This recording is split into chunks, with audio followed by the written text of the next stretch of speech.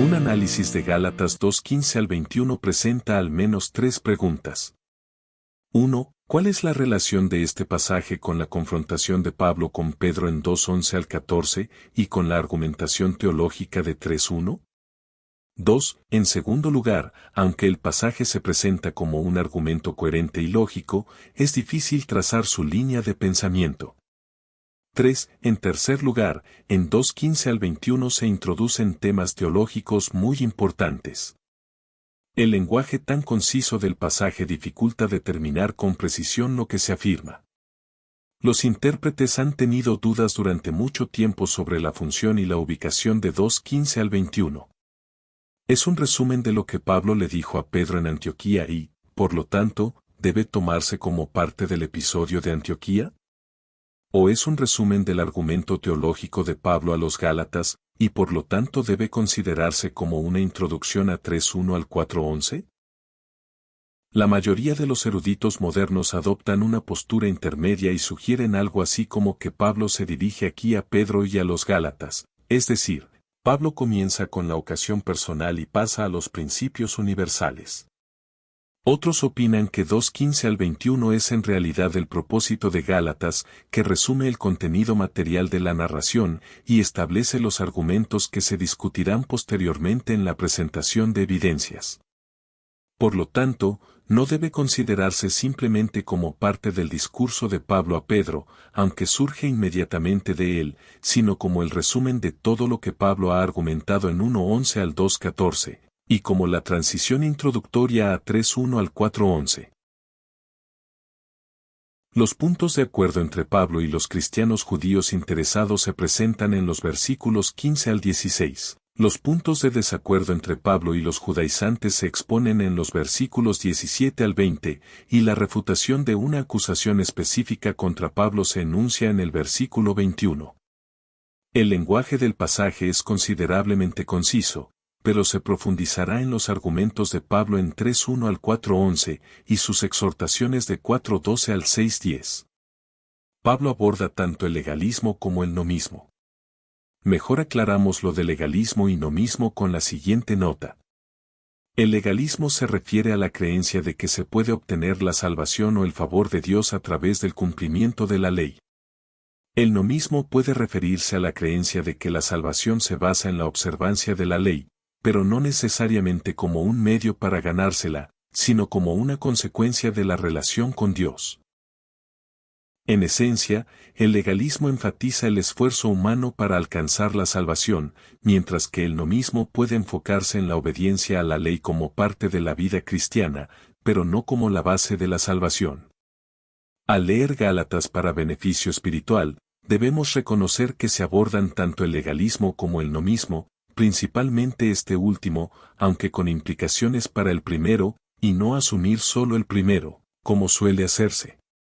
De lo contrario, caemos en la trampa de ser semi-judaizantes en la práctica y posiblemente peor en la teoría. En los discursos de la antigüedad, como señala Betz, la sección de pruebas es la más decisiva. Esta parte determina si el discurso en su conjunto tendrá éxito. La introducción y la narración solo son pasos preparatorios que conducen a esta parte central. De igual manera, la probatio de Gálatas, también llamada retóricamente argumentatio o confirmatio, es la sección argumentativa más importante de la carta de Pablo, pues aquí Pablo va más allá de los argumentos negativos de 1:11 al 2:14 para pasar a la ofensiva al exponer argumentos positivos en apoyo de 2:15 al 21. Comienza en 3:1 con una expresión típica de una carta helenística de reprensión, Gálatas insensatos. Concluye en 4:11 con una expresión de angustia, también común en cartas de reprensión, temo por vosotros.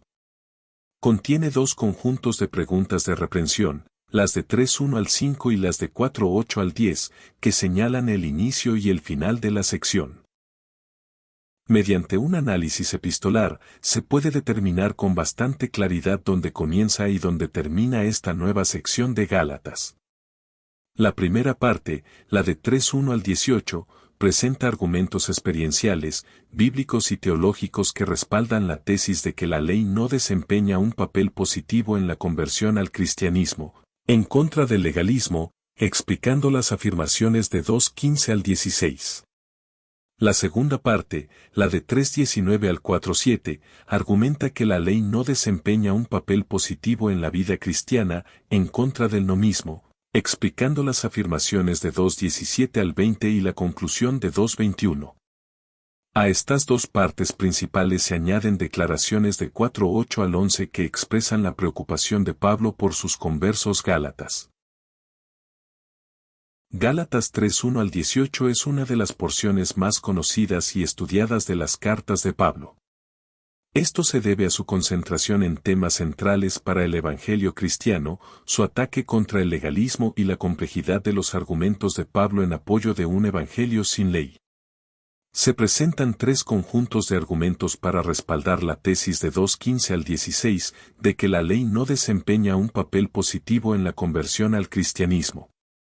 1. Argumentos basados en la experiencia, versículos 1 al 5. 2. Argumentos basados en las Escrituras, versículos 6 al 14. 3. Argumentos teológicos, versículos 15 al 18. Al parecer, los judaizantes de Galacia afirmaban no oponerse a Pablo, sino complementar su mensaje y, por lo tanto, llevar a sus conversos a la perfección. Una evidencia de esta actitud por su parte es la respuesta de Pablo en 3:3, que sugiere que los esfuerzos misioneros de Pablo se consideraron simplemente el primer paso, y que los oponentes afirmaban proporcionar las medidas necesarias y definitivas para completar y perfeccionar la salvación. Por lo tanto, la estrategia de los judaizantes no fue negar la importancia de la fe en Cristo para la salvación, sino afirmar la necesidad de que los gentiles aceptaran al menos los requisitos mínimos de la ley mosaica para cumplir su compromiso con Dios y perfeccionar su vida cristiana. No se trataba, por lo tanto, de una defensa abierta del legalismo, sino de un llamado a los creyentes gentiles a aceptar un estilo de vida de nomismo judío. Combinaba la fe en Cristo para la aceptación inicial ante Dios y un estilo de vida nomista para la verdadera santidad, afirmando así desarrollar plenamente el significado de la justicia. Pablo, sin embargo, no se conformaba con permitir ningún complemento a la obra de Cristo, ni para la aceptación inicial ante Dios ni para la vida cristiana. Para él, empezar a hablar de complementos era volver al punto de partida y al problema del legalismo, incluso si se afirmaba que el nomismo era la única cuestión. Así que, aunque los judaizantes habrían insistido en que la fe en Cristo frente al legalismo no era un tema en disputa, Pablo aborda tanto el legalismo como el nomismo. La apelación se desarrolla en forma de 6 preguntas retóricas entre otras tantas frases. 1. ¿Quién nos fascinó? Queda en suspenso y no es la pregunta más importante de todas. 2. La pregunta importante es, ¿recibieron el Espíritu por las obras de la ley o por creer en lo que oyeron? Todas las preguntas que siguen en esta primera sección de Gálatas 3 giran en torno a esta segunda pregunta, y la pregunta final del versículo 5 la amplía un poco. El argumento de Pablo en los versículos 2 al 5 se relaciona con la recepción del Espíritu por parte de los cristianos gálatas en el momento de su conversión, y sus experiencias continuas con el Espíritu en sus vidas posteriores. La experiencia del Espíritu en sus vidas, tanto en la conversión como después, es la realidad sobre la que se basa. Pero el principal punto de énfasis de Pablo, como revela claramente su antítesis repetida, se centra en el papel de la fe al responder al Evangelio tal como Pablo lo proclamó, independientemente de cualquier uso de la ley mosaica para acumular méritos. La estima que se tenía de Abraham y el papel que desempeñó en el pensamiento judío se exponen claramente en Eclesiástico 44, 19 al 21. Abraham, padre insigne de una multitud de naciones, no se halló quien lo igualara en gloria. Él guardó la ley del Altísimo, y con él entró en alianza. En su carne grabó la alianza, y en la prueba fue hallado fiel. Por eso Dios le prometió con juramento bendecir por su linaje a las naciones, multiplicarlo como el polvo de la tierra, encumbrar como las estrellas su linaje, y darles una herencia de mar a mar, desde el río hasta los confines de la tierra. Primero de Macabeos 2:52. ¿No fue hallado Abraham fiel en la prueba y se le reputó por justicia? En los escritos rabínicos, a Abraham se le llama a menudo una bolsita de mirra, pues así como la mirra es la más excelente de las especias, Abraham fue el más destacado de todos los justos. En la literatura judía se hacen constantemente dos énfasis con respecto a Abraham. 1.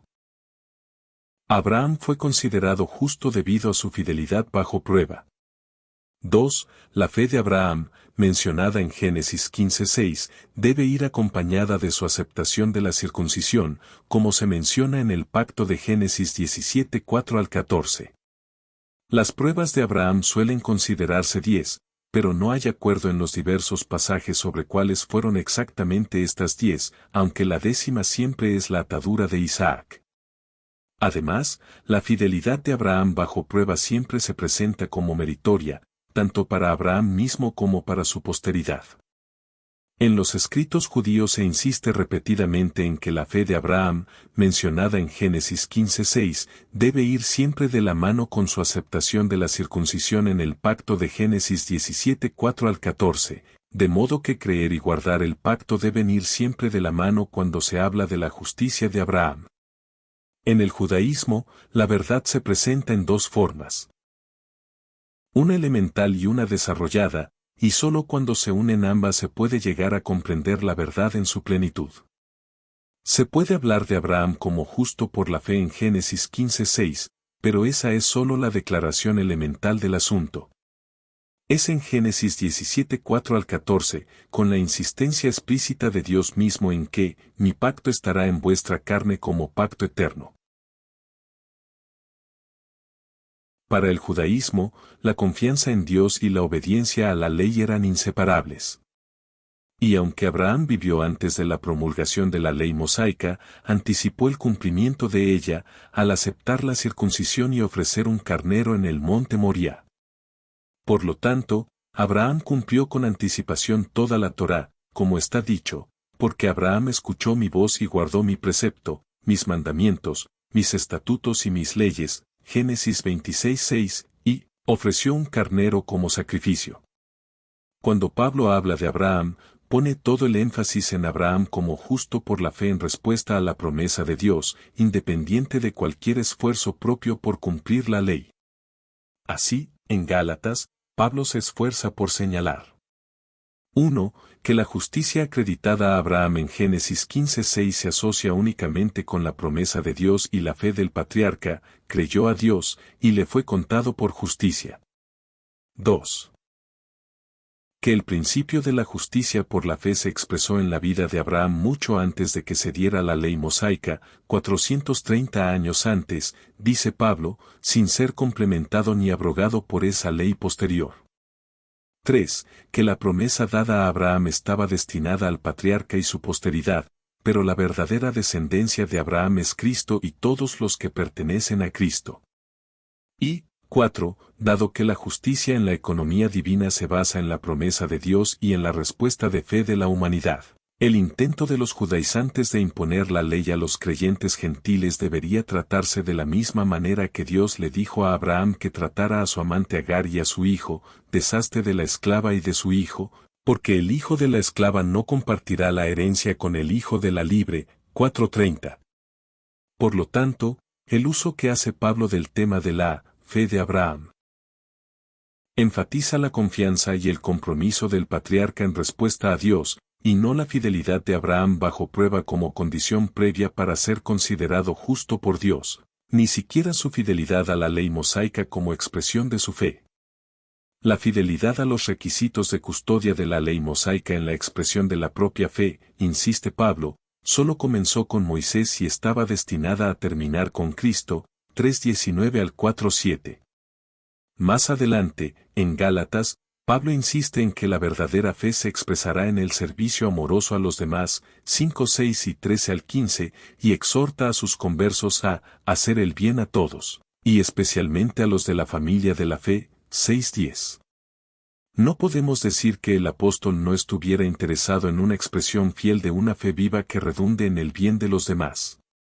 Pero su énfasis al tratar a Abraham en Gálatas, así como en Romanos, se centra completamente en la aceptación de Abraham como justo ante Dios sobre la base de la fe, independientemente de las obras de la ley. Gálatas 3:6-14 trata temas que son esenciales en el Evangelio cristiano. Utiliza más pasajes del Antiguo Testamento que en otras cartas de Pablo, siendo estos pasajes fundamentales para el cristianismo en comparación con el judaísmo. Los versículos 6 al 14 han sido objeto de numerosos estudios, con interpretaciones muy variadas.